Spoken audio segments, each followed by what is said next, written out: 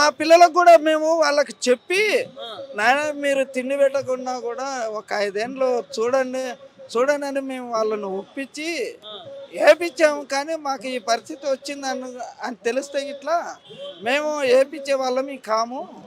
కానీ మాకు 2500 అంటే ఆశపడ్డాం.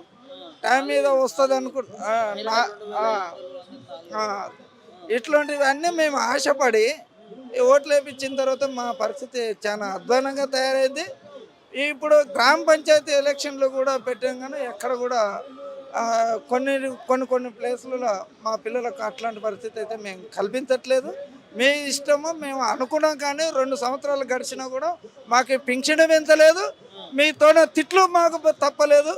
మేము మా కోడలు తిండి కూడా పెట్టట్లేదు.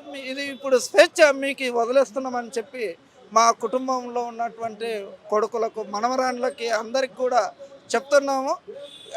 ఎందుకంటే భవిష్యత్తులో మాకు వెంటనే ఇప్పటికైనా పర్వాలేదు, మాకు ఒకరితోనే తిట్టించుకునే పరిస్థితి రాకుండా చూస్తే బాగుంటుందని చెప్పి మేము ఈ సందర్భంగా హైదరాబాదు కలెక్టర్ ఆఫీస్ ముందుకు ధర్నాకు దిగాం. ఇప్పటికైనా పోయిందేం లేదు. ఒక నెల రోజులైనా సరే మా పరిస్థితిని ఆలోచన చేసి మా బతుకుదెరువును చూపాలని చెప్పి మేము ఈరోజు డిమాండ్ చేస్తాం.